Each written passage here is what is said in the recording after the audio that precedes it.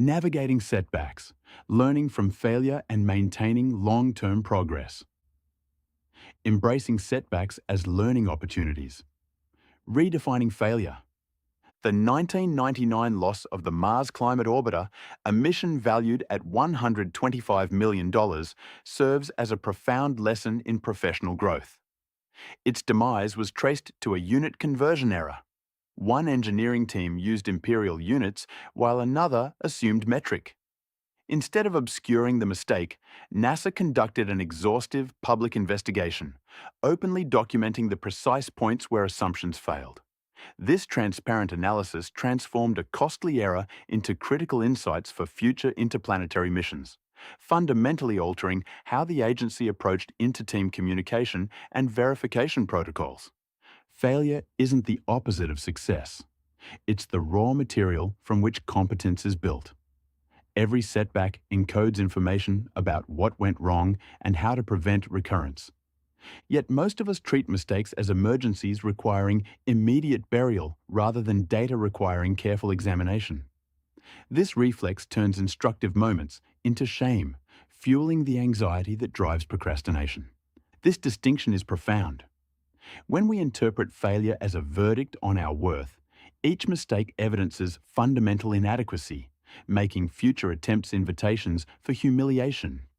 But when we reframe setbacks as impersonal feedback, we strip them of their power to paralyze. A rejected proposal becomes data suggesting approach refinement, not proof of incompetence. A missed deadline highlights unrealistic planning assumptions instead of confirming disorganization. The shift in interpretation changes everything. Research by Carol Dweck on growth mindset demonstrates that viewing abilities as developable rather than fixed fundamentally alters responses to difficulty. Those seeing setbacks as feedback persist longer, try more strategies, and achieve better outcomes than those interpreting experiences as inadequacy revelations. For chronic procrastinators, this reframing dismantles avoidance's primary engines. Much procrastination stems from fear of confirming worst self-suspicions. But if failure becomes mere information for adjustment, not a value referendum, the stakes of trying drop considerably. You can tolerate imperfect attempts when they're research rather than judgment. The Mars Climate Orbiter teams hadn't simply failed. They had generated crucial data about inter-system communication and unit consistency. That distinction made all the difference for future missions, and it can make all the difference for yours. Analyzing setbacks constructively. Transforming failure from verdict into data requires a systematic analytical framework, a structured approach that prevents avoidance while extracting genuine insight. Without this structure, most of us default to one of two equally unproductive responses: obsessive rumination that circles the same self-critical thoughts without generating actionable understanding, or complete dismissal that buries the experience before learning occurs. Both protect us from discomfort while ensuring we'll repeat the same mistakes. The framework centers on pattern recognition rather than isolated incident analysis. A single missed deadline might stem from dozens of causes: unexpected complications, poor time estimation, energy depletion, or genuine emergency. But when you examine 5 instances of delay across 3 months, patterns emerge with remarkable clarity.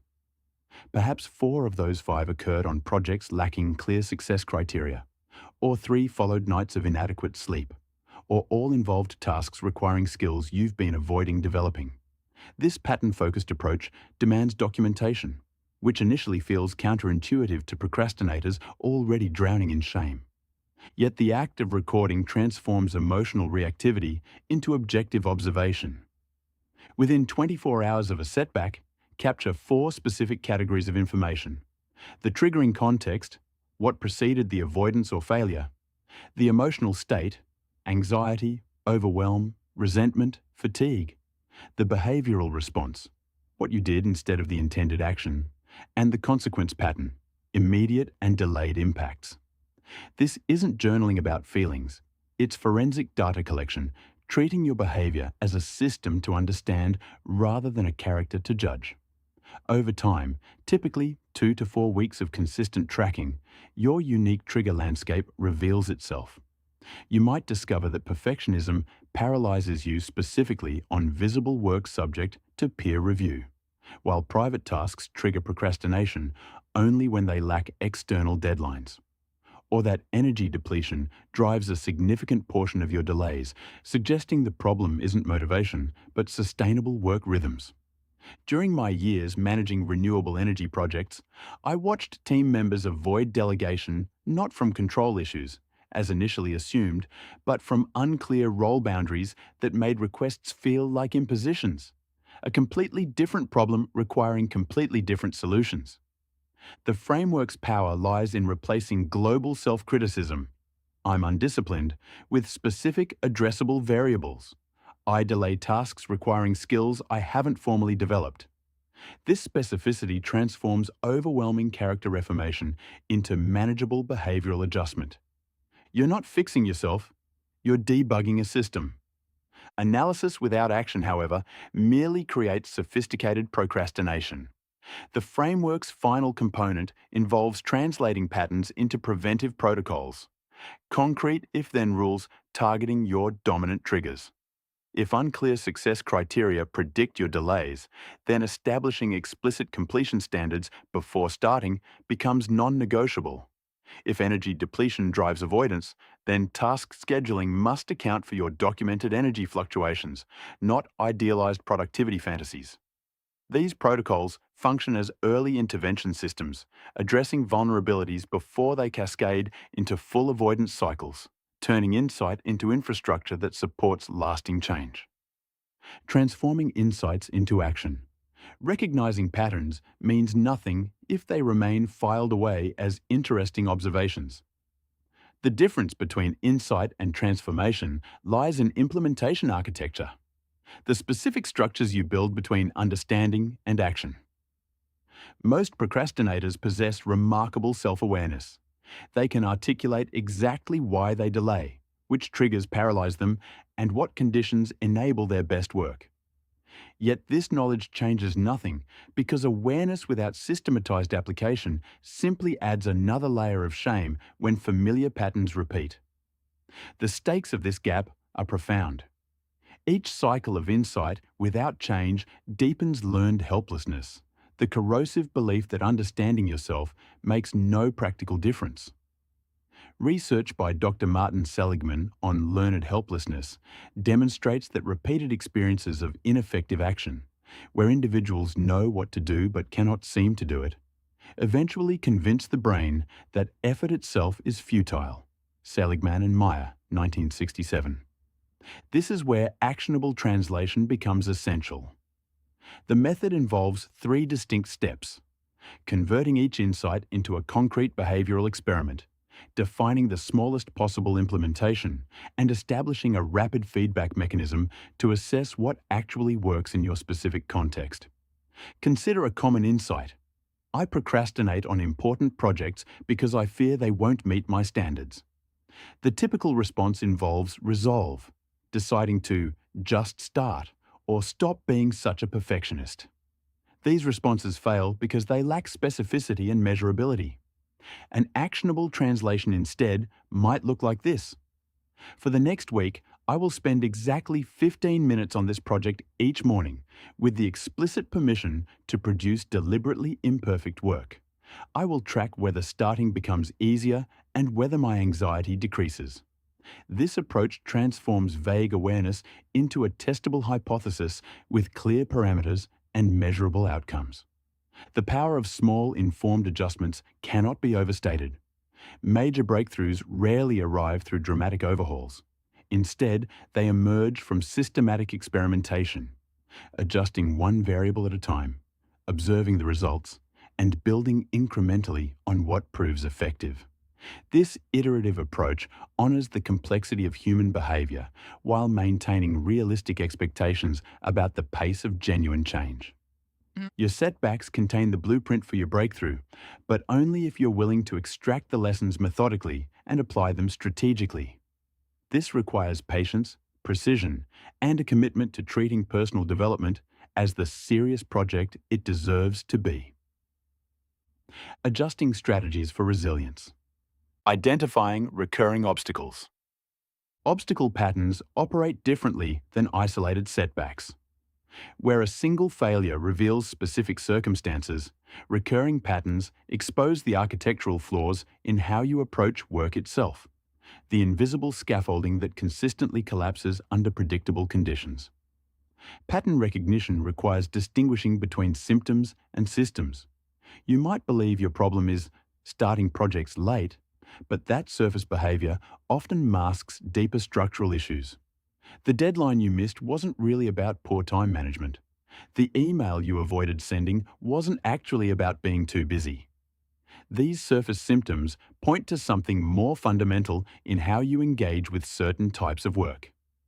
Consider a project manager who consistently missed deadlines on initiatives requiring new software or unfamiliar technical skills, while completing projects within their expertise ahead of schedule. The pattern seemed obvious at first: heavy workload, too many commitments, the usual suspects. But systematic tracking revealed something more precise. The delays always occurred when venturing into new technical territory. Every single time. The real obstacle wasn't time management at all. It was fear of appearing incompetent in unfamiliar domains.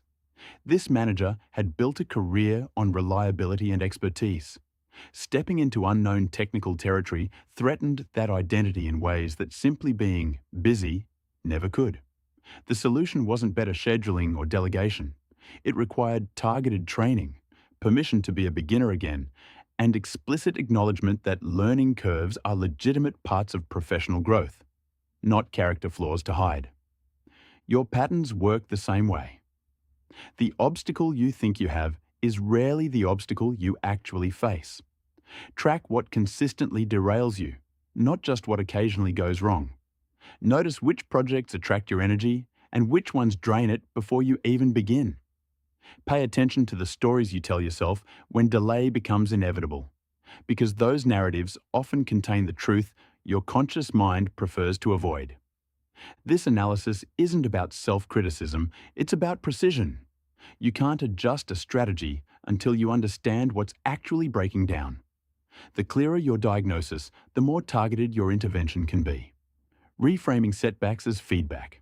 During a particularly stressful quarter in my renewable energy work, I watched one of my most capable engineers repeatedly delay critical safety audits. Standard intervention failed. Performance conversations went nowhere. Eventually, she confided something unexpected. She'd grown up in a household where mistakes meant severe punishment, and she'd learned that delaying inevitable failure felt safer than risking exposure. Her procrastination wasn't about time management or commitment. It was a childhood survival strategy misapplied to adult professional life. This single conversation changed how I understood setbacks entirely. Most failed attempts at behavior change contain diagnostic information we systematically ignore. When your carefully constructed plan collapses on Tuesday afternoon, that collapse reveals something specific about triggers, energy patterns, or environmental factors. But we rarely extract this intelligence because we're too busy condemning ourselves for failing again. The setback becomes evidence of personal inadequacy rather than data about what actually happened. Extensive research in organizational learning, notably by Amy Edmondson of Harvard Business School, demonstrates that individuals and teams who conduct structured failure autopsies and foster psychological safety outperform peers who simply try harder next time. Wojnicki, 2024, Crowley, 2023. The critical difference isn't intelligence or willpower, it's methodology. These high performers treat each setback as a controlled experiment that didn't yield expected results, then systematically analyze variables to understand why. They ask forensic questions. What time of day did resistance intensify? What specific trigger preceded avoidance? Which environmental factors differed from successful attempts? This approach requires a fundamental reframe, from moral evaluation to mechanical investigation. When a manufacturing process fails, engineers don't conclude the entire factory is fundamentally broken. They isolate variables, test hypotheses, adjust parameters. Your procrastination patterns deserve the same analytical rigor. That report you avoided wasn't postponed because you're undisciplined. Perhaps it required skills you haven't developed, or the task arrived when your energy was already depleted, or the stakes triggered old fears about visibility and judgment. The specificity matters enormously. I'm bad at follow-through generates shame and helplessness. I delay visible work requiring unfamiliar skills when I'm already fatigued identifies 3 addressable variables: visibility anxiety, skill gaps, and energy management. One statement paralyzes. The other creates a roadmap. But insight without implementation breeds its own toxicity. The corrosive awareness that knowing changes nothing. Effective learning requires closing the loop. Pattern recognition translated into behavioral experiment tested through rapid feedback. Not vague resolution, but concrete hypothesis. Not sweeping reformation, but targeted adjustment of one variable while holding others constant. Your setbacks already contain the blueprint for breakthrough. The question isn't whether you'll experience them, you will, repeatedly, but whether you'll treat them as indictments or intelligence. That choice determines everything that follows. Iterative strategy development. Resilience isn't built through rigid adherence to a single strategy. It emerges from your willingness to treat each setback as data, each misstep as calibration, each failure as feedback that refines your approach. The most effective productivity systems aren't static blueprints. They're living frameworks that evolve with you. Start with documentation, not willpower. Within 24 hours of any procrastination episode, open a simple document and record 4 categories without interpretation. What you were supposed to do, what you felt immediately before avoiding it, what you did instead, and what happened as a result. Not a journal entry, not therapy. Forensic observation. Tuesday, 2 p.m. Needed to draft budget section. Felt tightness in chest. Thoughts spiraling about inadequacy. Reorganized file system for 90 minutes. Missed input deadline. Had to request extension. This raw data accumulates into pattern recognition, but only if you resist premature analysis. After collecting 7 to 14 incidents, review the data objectively, as if investigating someone else's behavior. Seek repetitions across seemingly unrelated episodes. Tasks requiring unmastered skills. Work demanding sustained attention without immediate feedback. Projects where your role feels ambiguous or undervalued. These patterns reveal your specific vulnerability points. Not universal truths about procrastination, but the precise conditions under which your system breaks down. One person consistently avoids tasks requiring phone calls. Another delays anything without clear success criteria. A third procrastinates when working alone without accountability structures. The pattern matters far more than the individual incident. Now comes the strategic pivot. For each identified pattern, develop 3 alternative approaches of varying intensity. If you avoid tasks requiring new skills, your options might include requesting preliminary guidance before starting, scheduling deliberate practice sessions separate from actual work, or partnering with someone who already possesses the capability. Test the lightest intervention first. If it fails, escalate to the next level rather than abandoning the entire strategy. This graduated response prevents the all-or-nothing thinking that turns single failures into systemic collapse. Document what works with the same rigor you applied to failures. When a strategy succeeds, note the specific conditions that enabled that success, not just what you did, but when, where, and in what emotional state. Success isn't random, and it's rarely transferable without modification. The accountability partner who helps you complete financial reports might be useless for creative projects. The morning routine that launches productive writing sessions might sabotage analytical work, requiring different mental preparation. Resilience grows through iterative refinement, not permanent solutions. Your strategies should evolve as your challenges shift, as your skills develop, as your circumstances change. What breaks your procrastination pattern today might become tomorrow's avoidance mechanism if you apply it inflexibly. Sustaining progress through continuous growth. Embracing incremental growth. Weekly Growth Assessment Protocol provides the framework for tracking incremental progress without fixating on endpoints. Every Friday afternoon, spend 15 minutes reviewing 3 specific questions. First, what procrastination pattern did you interrupt this week, even once? Second, which intervention from your pattern documentation proved effective and under what conditions? Third, what single adjustment will you test next week? Document answers in a dedicated notebook or digital file, dating each entry. This practice shifts attention from binary success-failure thinking to continuous calibration.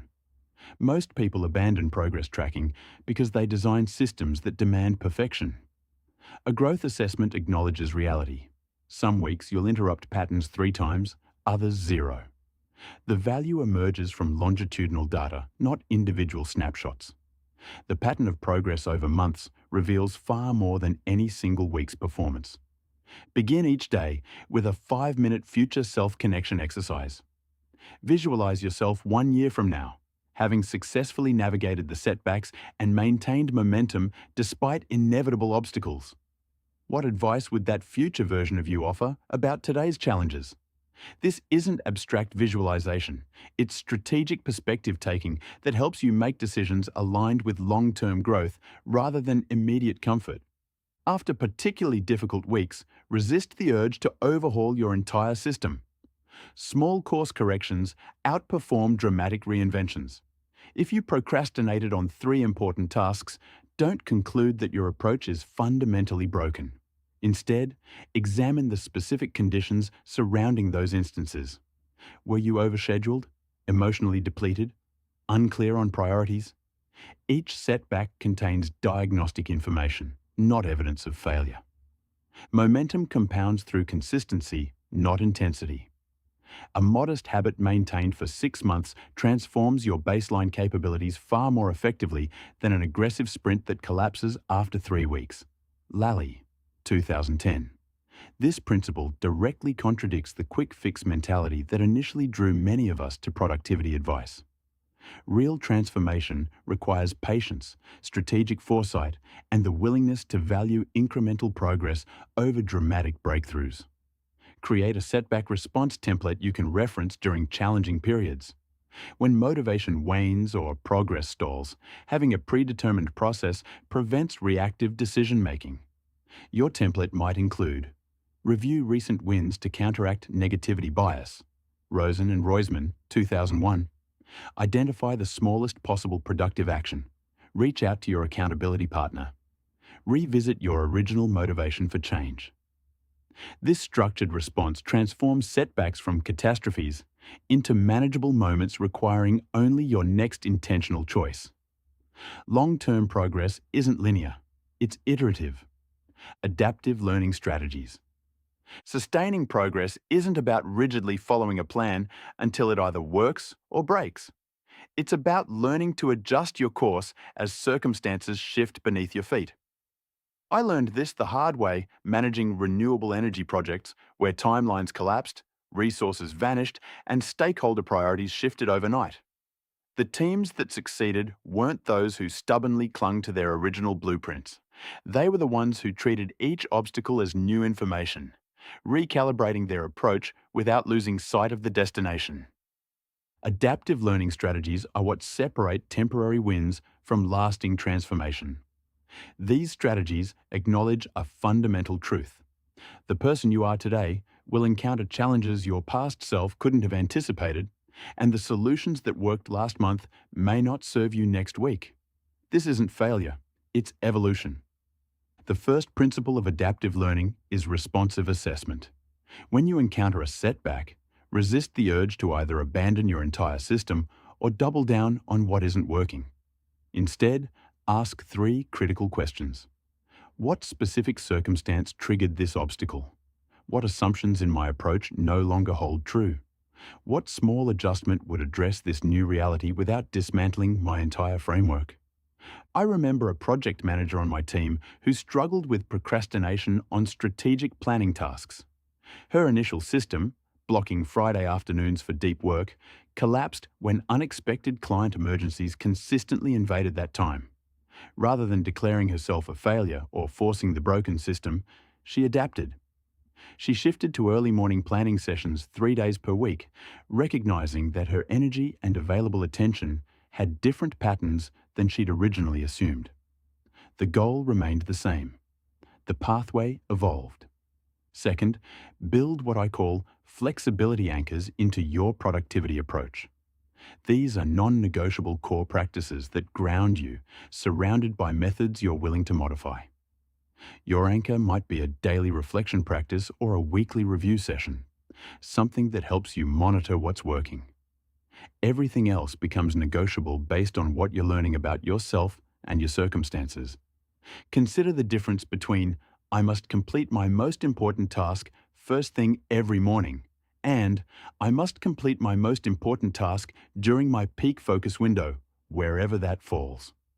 The first is rigid and vulnerable to disruption. The second preserves the essential principle while allowing for adaptation. When life inevitably interferes with your morning, you haven't failed. You've simply moved your anchor to accommodate the tide. Third, practice strategic experimentation. When you notice diminishing returns from a particular approach, deliberately try alternatives for defined periods. Struggling with your current task management system? Test a different method for 2 weeks, tracking not just productivity, but also emotional resistance and sustainability.